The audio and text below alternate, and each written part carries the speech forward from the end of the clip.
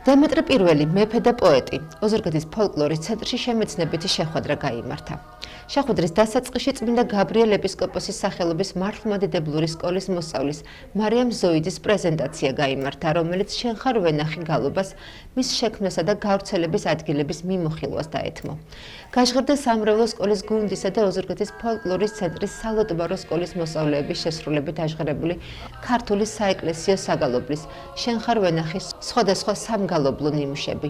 პროექტის განხორციელების ინიციატორი და ხელმძღვანელი სამრევლო სკოლის ლოტბარ რეგენტი მარიამ დუმბაძე გახლდათ. პროექტის ფარგლებში გუშინდელის ჩათვლით ორი შეხვედრა გაიმართა. დასკვნით ეტაპზე კი ღონისძიებას კონკურსის სახე მიეცემა და პროექტში ჩართული სკოლები მათთვის მომზადებულ ქვიზებს უპასუხებენ. მონაწილე და გამარჯვებული სკოლები ერთად ექსკურსიით მცხეთასა და გელათს ესტუმრებიან. ოზურგეთის წმინდა გაბრიელ ეპისკოპოსის სახელობის მართლმადიდებლურმა სკოლამ მიიღო მონაწილეობა ორგანიზაცია დავითიანის მიერ გამოცხადებულ პროექტში გაავრცელეს საქართველოს 1700-წლიანი ისტორია თანამედროვე ენით. ამ პროექტის ფარგლებში ჩვენმა სკოლამ დაწერა პროექტი, რომელმაც მოიპოვა გამარჯვება და დღესდღეობით ჯერ არ დასრულებულა ეს პროექტი, დღეს იყო ასე ვთქვათ მეორე შეხვედრა, რიგით მეორე შეხვედრა ოზურგეთის ფოლკლორის სახელმწიფო ცენტრში თემაზე დემეტრე პირველი და ქართული საეკლესიო გალობა შენხარ ვენახი. ამ პროექტის ფარგლებში ორი სამიზნე სკოლა გვაქვს არჩეული ოზურგეთის ორი სამიზნე სკოლა, სოფელ ოზურგეთის საჯარო სკოლა და სოფელ ოზურგეთის ნომერ მესამე საჯარო სკოლა. ჩვენ ჩავატარეთ უკვე ერთი შეხვედრა ამ სკოლებში თემაზე ნიკეის პირველი მსოფლიო საეკლესიო კრება.